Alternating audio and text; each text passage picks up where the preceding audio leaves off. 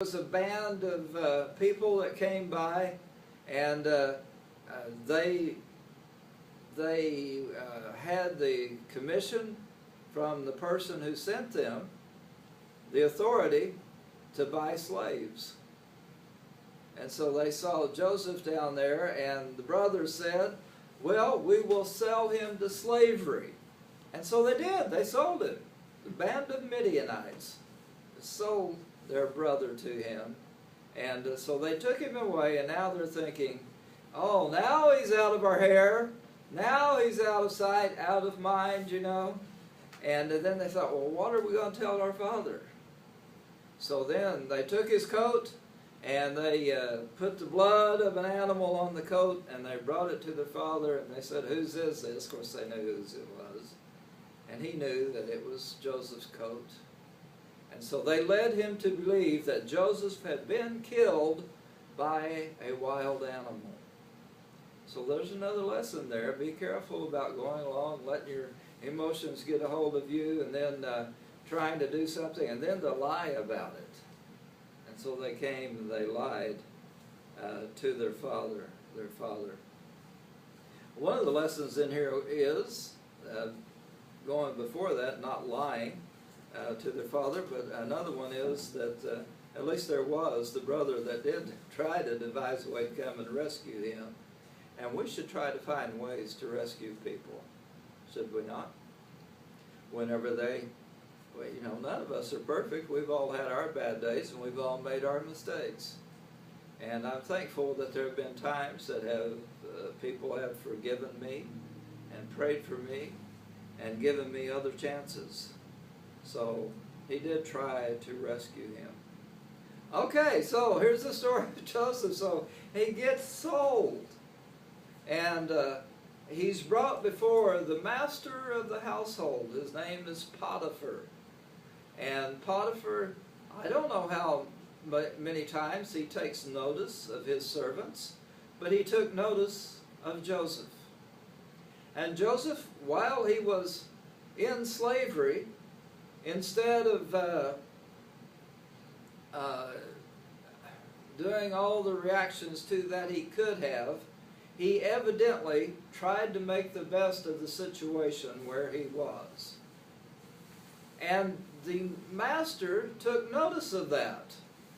Whenever he was told to do something, he was given a task, he did it to the best of his ability.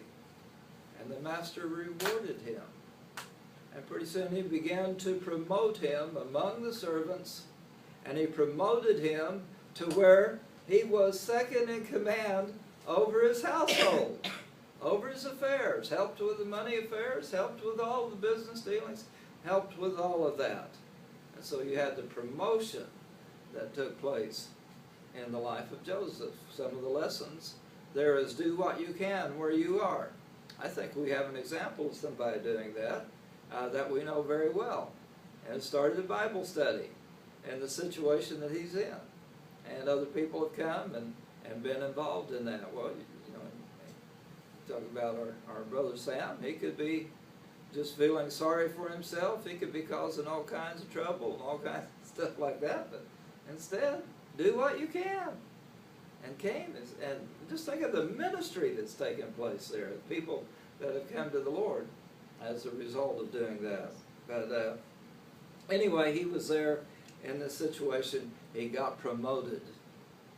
And then the master's wife took a fancy to him and had her eye on him, so to speak, and wanted him to come and engage in their in an affair.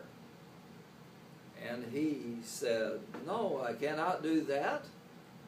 Said, your husband has given me everything here. He's put me over everything in this situation that I'm in. The only thing he's withheld from me is you.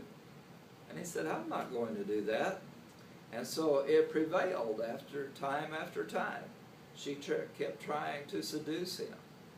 And then one day he did not fall prey to that, and he ran off, but she grabbed his coat as he left. And so she had this garment here. And then she got mad because of his resisting her, and she falsely accused him. And she told her husband that he was trying to take liberties with her, which was wrong, and it was a lie. And I'm sure that Joseph tried to set it straight, but the husband did not listen to him. And so he got cast into prison. So here you are, the ups and downs in the life of Joseph. He's the favorite of the father. He's hated by his brothers. He's thrown in a pit. His brother tries to rescue him.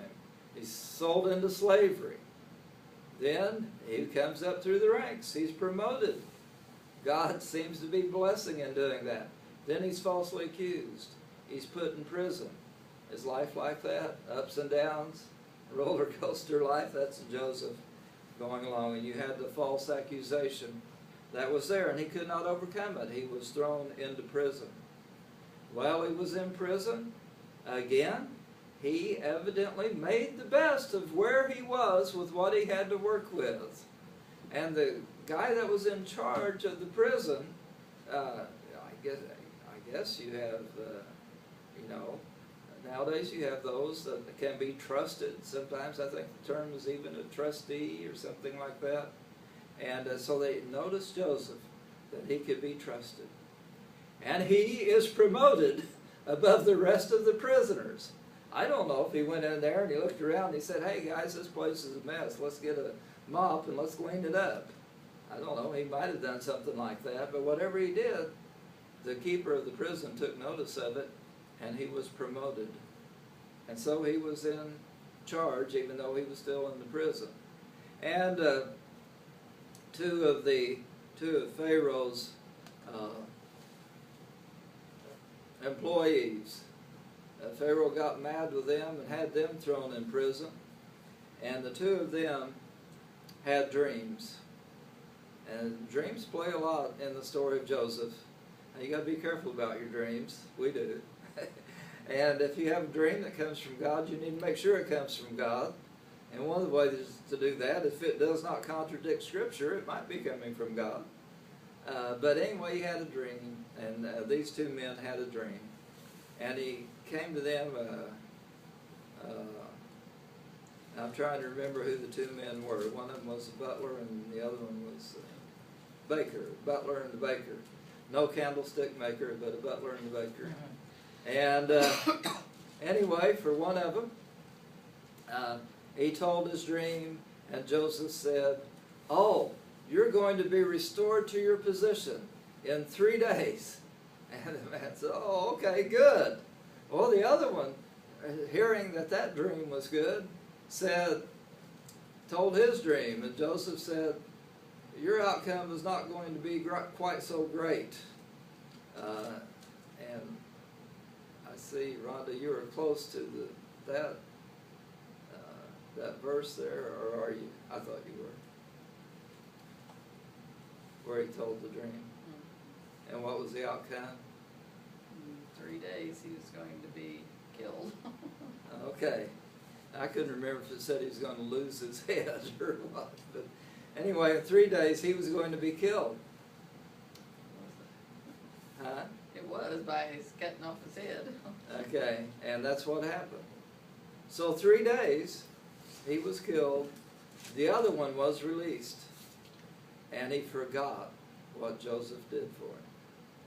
So there's a lesson there from the life of Joseph. It's not Joseph's doing, but the man got out and he forgot what somebody else had done for him. There's a lesson there to not be ungrateful. Should have at least been grateful. And to do that, but he just forgot all about it. He got free, and he got there, and he got back in his work, and he started doing all of that. And so here it is. Okay, we're going up, we're promoted, and now here's somebody who can possibly help me. And he goes on out, and I don't hear anything, and I don't hear anything. And it's like 2 years, I don't hear anything. Right? He still does the best he can where he is with what he has. Then there is the dream that Pharaoh has. And the guy that was released from prison said, oh, I remember now. There is a Hebrew there that can interpret dreams. And so they asked him to be brought out, and he told Pharaoh his dream, and he told him what the dream meant. And the dream was that there was going to be a famine in Egypt. And Pharaoh was saying, well, okay, there you've described a problem. What could be done about it? And Joseph told him what could be done. He said that you can have people build bins and can store up grain whenever they do that. And if you get it stored up enough, that you'll have the 7 years of famine, the people will be able to come and get food. And so Pharaoh said, well, you didn't give me a resume. You didn't come through the regular ranks and done this here. But so that's a very good idea. You be in charge of it. So he's released from prison, and he does a good job at what he's doing, and he's promoted again, where he's second in command in the land of Egypt. And during that famine, Joseph's brothers come down to Egypt to get grain. And Joseph messes with them a little bit. Because, it shows his humanness here. They resented him.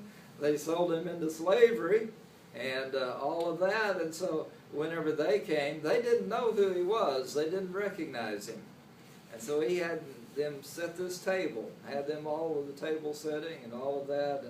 And even though he wasn't letting them know who he was showing some kindness to them. And he inquired of them, was their father still alive? And they said, yes.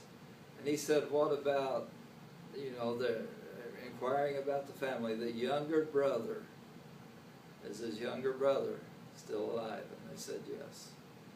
And that's his true brother. It's not just, they're all true brothers, but it wasn't just his half-brother. Same mother and father. And so he wanted to see him, and he sent them back. And on their way, they found the money that they had brought down there. It was put back in the grain and stuff that they had bought, what they had paid for it. It was back in there. And it was sent back home. When they got back home, Israel did not want to let them go back, because they were told to come back and to bring that younger brother. And at one point there was one of them that was actually stayed there as security. And so they had to go back to get him released. Well, the father wasn't going to allow that to happen, and then one of them stepped up and said, we have to go back. We have to do it. And he said, well, why'd you even tell him that there was another brother and all this? And they said, well, we didn't know. They just said, he asked us point blank, and we answered his questions. And he said, let us go back, and if you can hold me responsible. If anything happens, you personally can hold me responsible. So they all get back there, and they're sitting again at the table, and they're all, the place settings there, that it would have been like the oldest to the youngest, and where they would have sat, it was all set that way. And so they kind of look around and they notice that. And here's the, second in command to Pharaoh, sitting at the head of the table. And he still has not revealed himself to them. But finally he goes out, and he can't take it any longer. And he weeps, and he comes back in, and he tells them, I'm Joseph. I'm your brother. I'm the one you sold. Now they are afraid. They are fearful of what? They did vengeance on him by selling him into slavery. What is he going to do to retaliate? They are afraid. And so that's leading us up to where we are in this verse. But seemed like there was one other thing I thought of there. The other thing was that in the vengeance, they thought they got him out of sight, out of mind. There was probably not a day went by for each one of them whenever they thought, we sold Joseph, we did wrong. And they had all of those years of guilt